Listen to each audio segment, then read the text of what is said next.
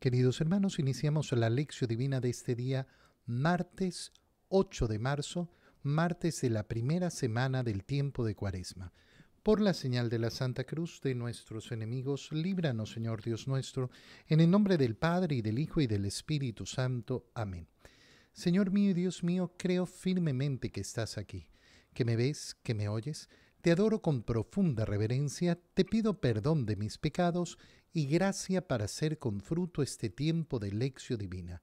Madre mía Inmaculada, San José, mi Padre y Señor, Ángel de mi guarda, interceded por mí. En este día martes de la primera semana de Cuaresma, leemos en la primera lectura el libro del profeta Isaías, capítulo 55, versículos 10 al 11. Esto dice el Señor: como bajan del cielo la lluvia y la nieve, y no vuelven allá sino después de empapar la tierra, de fecundarla y hacerla germinar, a fin de que dé semilla para sembrar y pan para comer, así será la palabra que sale de mi boca. No volverá a mí sin resultado, sino que hará mi voluntad y cumplirá su misión. Palabra de Dios. La lectura que acabamos de hacer del profeta Isaías es verdaderamente preciosa y tenemos que entenderla en su doble dimensión. La primera dimensión es lógica, la dimensión de esa palabra que sale de la boca de Dios. Nosotros vivimos nuestra vida cristiana justamente amparados en esa palabra de Dios.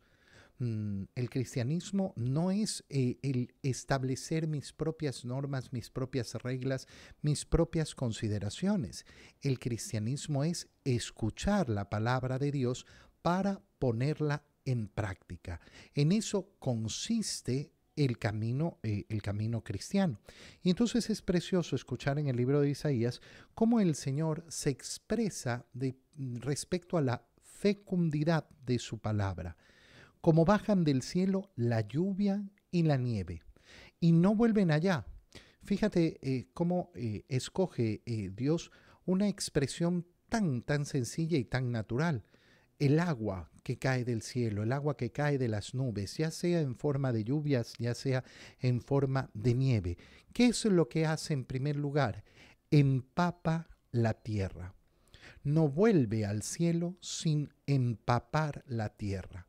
Así es la palabra de Dios, que empapa la tierra, que la riega, que lógicamente al regarla la fecunda y la hace germinar. Fíjate qué importante, ¿por qué?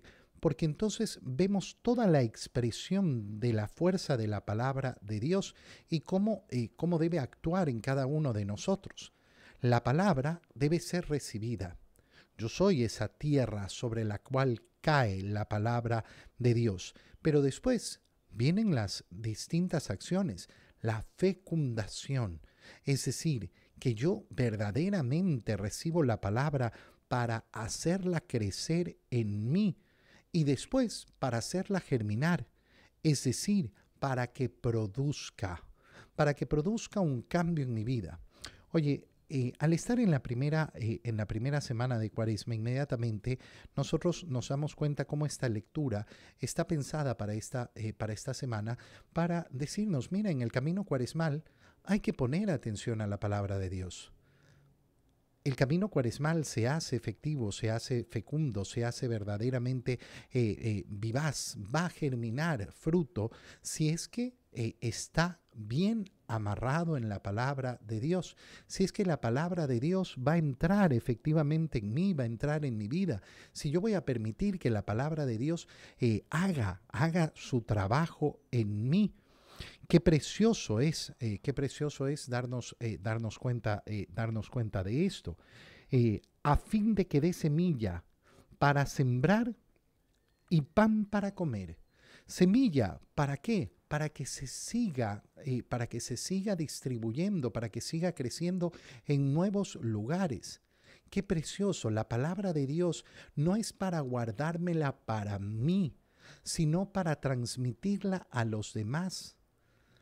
No es simplemente, para mí, Por eso a mí esa expresión de las personas cuando leen la palabra de Dios y la comienzan a explicar y dicen, para mí la palabra, para mí, mira, qué locura, para mí, para mí. ¿Qué dice la palabra de Dios?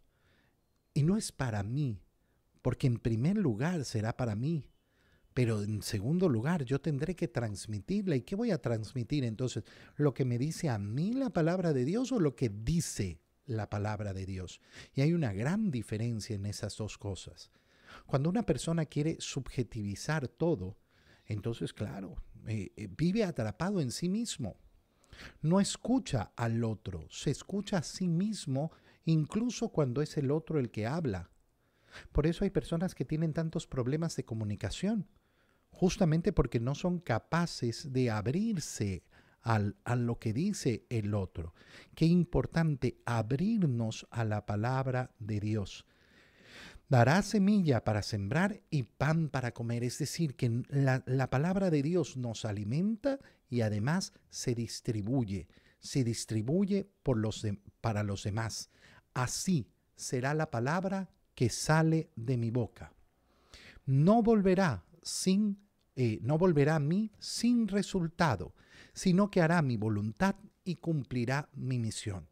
Y en estas últimas líneas es cuando entendemos ese segundo nivel de esta lectura que es tan precioso. ¿Por qué? Porque resulta que esta lectura no solo nos está hablando de esa palabra escrita, no nos está hablando de esa palabra transmitida a través de los profetas en el Antiguo Testamento, sino que nos está hablando de la palabra viva de Dios. Esa palabra viva que se ha hecho carne. Entonces, esta lectura es un anuncio del Mesías, un anuncio del Salvador, un anuncio del Verbo encarnado, es decir, de la palabra de Dios que se ha hecho hombre. Y cuando leemos entonces estas palabras entendemos la profundidad. Dios no solo nos ha hablado a través de los profetas, sino que en los últimos tiempos nos ha hablado por medio de su mismo Hijo, es decir, por su propia boca, hecha boca de hombre, con lengua humana, para que le entendamos y le entendamos con claridad. Y no volverá a mí sin resultado. Cristo ha vuelto al Padre en la ascensión con los resultados de la salvación en sus manos, habiendo operado por obediencia la voluntad del Padre, sino que hará mi voluntad, cumplirá mi misión. Es decir, va a cumplir la misión salvadora. Y entonces, en esta primera semana de Cuaresma, fíjate cómo se nos abre el corazón.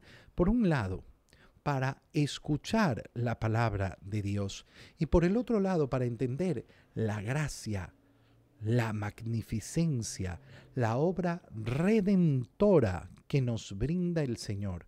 La obra redentora que nos brinda justamente a través de la venida del Verbo de Dios, de la segunda persona de la Santísima Trinidad, que se ha hecho hombre y ha cumplido la voluntad del Padre, ha cumplido la misión, nos ha redimido, nos ha salvado. ¿Qué significa? Significa que vivimos este tiempo de Cuaresma apuntando justamente hacia ese misterio central de nuestra salvación que lo viviremos en el Triduo Pascual, en la pasión, muerte y resurrección de nuestro Señor. Y al vivir ese misterio pascual, nos daremos cuenta de que efectivamente el Verbo no ha vuelto al Padre, la palabra no ha vuelto al Padre, sino es habiendo cumplido la obra de la salvación. Por eso con esa esperanza me preparo en este tiempo de Cuaresma, para que en mí fructifique verdaderamente esa obra de salvación, para que no quede como una semilla que quedó sin fecundar, sin hacer nada, sino que verdaderamente esa obra de salvación sea operativa en mí, que pueda realizar aquello para lo cual el Padre la ha enviado. Qué precioso es pedirle al Señor en este tiempo: Señor, yo quiero vivir con mucha más intensidad, yo quiero vivir con mucha más fuerza la obra de la salvación. Quiero vivir con el corazón mucho más abierto a toda la gracia que tú me brindas. En el Evangelio, leemos el Evangelio de San Mateo, capítulo 6, versículos 7 al 15. En aquel tiempo, Jesús dijo a sus discípulos: cuando ustedes hagan oración, no hablen mucho como los paganos que se imaginan que a fuerza de mucho hablar serán escuchados. No los imiten, porque el Padre sabe lo que les hace falta antes de que se lo pidan. Ustedes pues oren así: Padre nuestro que estás en el cielo, santificado sea tu nombre, venga a tu reino, hágase tu voluntad en la tierra como en el cielo. Danos hoy nuestro pan de cada día. Perdona nuestras ofensas, como también nosotros perdonamos a los que nos ofenden. No nos dejes caer en la tentación y líbranos del mal. Si ustedes perdonan las faltas a los hombres, también a ustedes los perdonará el Padre Celestial. Pero si ustedes no perdonan a los hombres, tampoco el Padre les perdonará a ustedes sus faltas. Palabra del Señor. Nos encontramos con esta lectura que viene a completar la lectura que iniciamos el día miércoles de ceniza al iniciar este camino cuaresmal. Si recuerdas, el miércoles de ceniza justamente leímos los 3 pilares de la cuaresma. Como el Señor nos invita y nos dice: si ustedes viven su justicia como la viven los fariseos, entonces no merecen ninguna recompensa. Si ustedes hacen limosna pretendiendo que todos lo conozcan, bueno, ya recibieron su recompensa aquí y no van a recibir la recompensa del Padre, que es la que importa. Si ustedes hacen oración como los hipócritas, entonces anunciando y que todos los vean, no van a recibir recompensa del Padre porque ya habrán recibido su recompensa aquí. Y si ustedes ayunan como los hipócritas, entonces tampoco tendrán recompensa. Estos son los 3 pilares de la cuaresma: la limosna, la oración y el ayuno. Pero el miércoles de ceniza saltamos la segunda parte sobre la oración que el Señor habla en ese momento, para no leer todo el Evangelio y cómo se les enseña a los discípulos a rezar el Padre Nuestro en ese momento. Y entonces hoy día retomamos esa lectura de los versículos que no leímos el miércoles de ceniza, aquellos versículos que profundizan el tema de la oración. Jesús dijo a sus discípulos: cuando ustedes hagan oración. Entonces, no se llenen de esa hipocresía de estar anunciando a todo el mundo y que todo el mundo me vea que estoy haciendo oración, sino que el Señor decía: métete en tu cuarto, en la intimidad de tu corazón. Ahí es donde está tu Padre. Ahí es donde está tu Padre y tu Padre te escucha. No hablen mucho como hacen los paganos, que se imaginan que a fuerza de mucho hablar serán escuchados. Fíjate bien, la oración en primer lugar no está basada en lo mucho que yo hablo. Ten mucho cuidado cuando escuchas expresiones dentro y fuera de la iglesia sobre el tipo de oración que se tiene que hacer, porque eso ronda mucho, ¿no? No, es que los católicos lo único que hacen es repetir como cotorras las oraciones. La oración que nos ha enseñado el Señor, tú la repites como cotorra. Bueno, eso es el problema tuyo si tú la repites como cotorra. Eso es un problema tuyo personal. Asume tus problemas. Yo repito la oración que el Señor me ha enseñado, y es la oración dominical, la oración más importante que realizamos en la Santa Misa, donde nunca dejamos de hacerla. Y por eso es tan terrible cuando en la misa se les ocurrió a algunos cambiar el Padre Nuestro y ponerse a rezar o a cantar otra cosa que no era el Padre Nuestro. No, yo repito la oración que me enseñó el Señor y que no tiene entonces ninguna connotación de ser cotorra. No, para nada eso. no hablen mucho. Y entonces, claro, dicen, no, los católicos repiten y repiten, y entonces es mejor inspirarse y comenzar a hablar y hablar y hablar. Y uno escucha a veces oraciones que sí puede estar una hora haciendo una oración, pero que está repitiendo y repitiendo y no dice nada al final, que no dicen absolutamente nada. Mira, cuando yo estoy escuchando a una persona que no me dice nada o que me da vueltas o que para decir una cosa tiene que dar vueltas por todos lados y tiene que repetir lo mismo y que no sé qué, yo me aburro y me canso. Y lo que nos está diciendo nuestro Señor es que el Padre tampoco le gusta esto, que no es algo que no es algo que aprecia el que le presentemos nuestra oración de este modo. Y entonces escuchar al Señor, no llenarnos de tantas palabras. Y fíjate lo que viene a continuación porque es verdaderamente precioso. No los imiten porque el Padre sabe lo que les hace falta antes de que se lo pidan. Esto es lo esencial en una buena oración. ¿Qué cosa? La relación que yo tengo con Dios. La relación que yo tengo con Dios. El tipo de relación que tengo con Dios.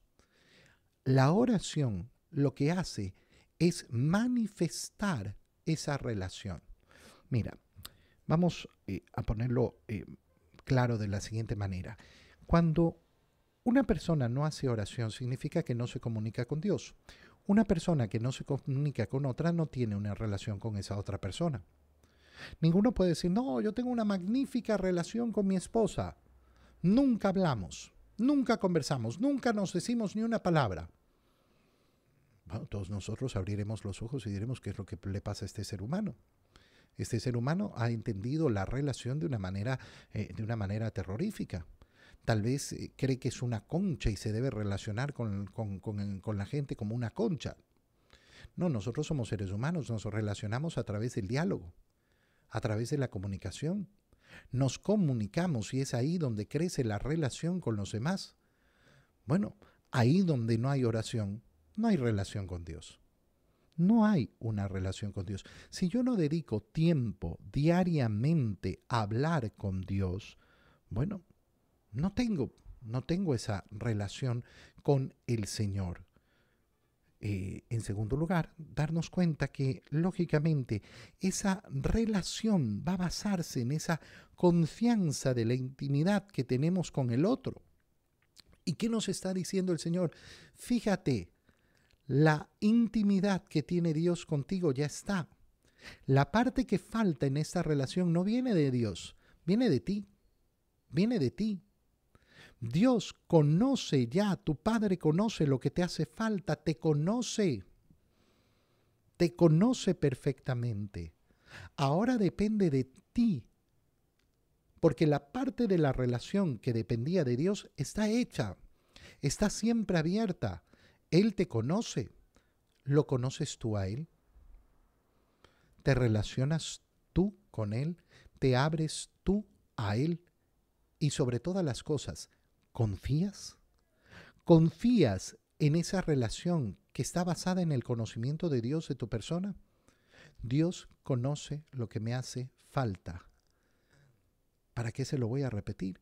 Y lo pido, sí, lo pido, y como hacemos en la iglesia, pedir, pero no nos quedamos ahí, sino que entramos a ese diálogo que es mucho más profundo. Y fíjate cómo el Señor entonces nos brinda esa oración suprema que es el Padre Nuestro. Padre Nuestro. No Padre mío, no Padre mío. Yo en mi oración particular, lógicamente me puedo dirigir a Dios siempre como mi Padre. Y qué bonito es, Padre mío, pero cuando yo hago oración, tengo que tener siempre esa connotación de comunidad. Yo pertenezco al pueblo de Dios y por eso me dirijo a nuestro Padre. ¿Qué significa esto? Significa que la oración individual de cada uno de nosotros siempre está en comunión con toda la iglesia. Siempre tenemos que recordar, no soy yo orando en mi soledad, no soy yo orando en mi individualidad. Cuando yo oro, ora la iglesia, porque yo soy piedra viva de la iglesia. Ese sentido, además, de que esa condición que yo tengo de ser hijo de Dios, la tienen todos aquellos que han recibido el bautizo. Padre nuestro que estás en el cielo. El reconocimiento de que Dios no pertenece a este mundo, que yo no lo voy a encontrar en el mundo. Yo voy a poder ver la imagen de Dios en el mundo. Pero cuando tú te topas con esas expresiones en New Age de, no, es que aquí en el árbol está la divinidad. No, hermano mío, no, en el árbol no está la divinidad. En la planta, la vaca, en el burro, no está la divinidad. Ahí está la naturaleza creada. Están las criaturas de Dios, donde la imagen de Dios resplandece. Perdón, donde la imagen de Dios resplandece, pero no son Dios. Padre nuestro que estás en el cielo, y la glorificación, la alabanza, colocar a Dios en su sitial, santificado sea tu nombre. ¿Qué es esto? Es glorificar a Dios. ¿Para qué sirvo yo? Al final del día, la más grande misión, la más importante misión que yo tengo que cumplir en este mundo es adorar a Dios. Reconocer quién es Dios, reconocer que Dios no es parte de este mundo y adorarlo. Adorarlo. Adorar a Dios. Venga tu reino. Una expresión tan preciosa. Que tu reino se haga presente en la tierra. Que nosotros podamos efectivamente colaborar en la construcción del reino ya ahora, hacer presente la salvación en medio de los hombres, pero además esa aclamación de que llegue el último día, de que venga a instaurarse de manera definitiva el reino de Dios y hágase tu voluntad en todos lados, en la tierra, en el cielo. ¿Para qué existimos? Para hacer la voluntad de Dios. Para hacer la voluntad de Dios, que la voluntad de Dios sea la que prevalezca, no la voluntad individual, no la voluntad mía, no la voluntad de aquel, no la voluntad de este, la voluntad de Dios, que esa sea la que prevalezca siempre. Y ahora sí, danos hoy nuestro pan de cada día. Danos qué cosa, aquello que necesitamos para vivir hoy. No le pedimos al Señor, danos la seguridad de que siempre, no, hoy te pedimos el pan que necesitamos hoy. Hoy te pido saciar las necesidades que tengo hoy. Nunca le pido al Señor, asegúrame el futuro. No, porque ese es un acto de desconfianza con Dios. Hoy, dame lo que necesito para llevar adelante mi vida. Mañana te lo volveré a pedir. Mañana será un nuevo día. Mañana me preocuparé por los problemas de mañana. Perdona nuestras ofensas. Y aquí, qué bonito es efectivamente darnos cuenta de cómo la oración siempre tiene ese acto de piedad, de pedir perdón a Dios. Yo le pido perdón a Dios. Le pido de todo corazón que me perdone, pero eso viene con una condición, con la disposición de mi corazón a perdonar. A mí me da mucha pena escuchar a tantas personas que dicen que no tienen la capacidad de perdonar, que no tienen, no, yo no puedo perdonar, y están ahí amarrados, ¿no? Oye, al final del día, te lo digo, es tan fácil, porque basta con pronunciar las palabras, basta con postrarse delante del Señor y decir, Señor, delante tuyo yo perdono, yo rompo las cadenas que me atan a esta persona por este resentimiento, por este odio. Desde hoy no tiene ninguna deuda esta persona conmigo, no me debe nada. Eso es lo que tiene que hacer una persona. pero no se quiere hacer. ¿Por qué? Porque al final del día le gusta vivir en ese amarre, en ese estar encadenado, en ese estar esclavizado en el resentimiento y en el odio. No nos dejes caer en la tentación y líbranos del mal. No nos dejes caer en la tentación va a estar permanentemente en nuestra vida. Cuando una persona dice, ay, pero es que ¿hasta cuándo la tentación? Hasta el último día. Y siempre le voy a pedir al Señor, Señor, dame fuerzas. Y si caigo, me voy a levantar. Y por eso líbranos del mal, que es líbranos del maligno. Líbranos de estar atrapados en las garras del maligno. Oye, hay muchas personas que andan buscando tantas formas de liberación, ¿no? Reza bien el Padre Nuestro. Líbranos, líbranos de todos los males. Líbranos del malo, líbranos del maligno. Aquí tienes la oración de liberación por excelencia, la oración más liberadora que tienes que saber, lógicamente, recitar y usar. Y después continúa el Señor, si ustedes perdonan las faltas de los hombres, entonces también van a ser perdonados por su Padre Celestial. Pero si ustedes no perdonan a los hombres, tampoco. ¿Por qué? ¿Por qué tiene que ser así? Porque, mira, la lógica de la salvación es la lógica del perdón. ¿Qué has hecho tú? ¿Qué he hecho yo para merecer el perdón de Dios? Nada. ¿Y cómo somos perdonados? Por la misericordia de Él y por la humildad de pedir perdón. Nada más. Por la humildad de saber decir, perdóname, Señor. Esta es la lógica de la salvación, y si yo no logro operar en esa lógica, entonces rechazo el modo en que Dios ha querido salvarnos. Y si yo rechazo el modo en que Dios ha querido salvarnos, bueno, es lo mismo que decirle al Señor, no estoy de acuerdo con tu forma, no estoy de acuerdo con tu modo. Bueno, si no estás de acuerdo con mi modo, entonces no gozarás de la gracia de esa redención. Si no estás de acuerdo y tienes otro modo, bueno, te inventarás tú tu modo, pero resulta que no existe la autosalvación. Así que tú no te podrás salvar a ti mismo. Te doy gracias, Dios mío, por los buenos propósitos, afectos e inspiraciones que me has comunicado en este tiempo de lección divina. Te pido ayuda para ponerlos por obra. Madre mía Inmaculada, San José, mi Padre y Señor, Ángel de mi guarda, interceded por mí. María, Madre de la Iglesia, ruega por nosotros. Queridos hermanos, que tengan todos un feliz día.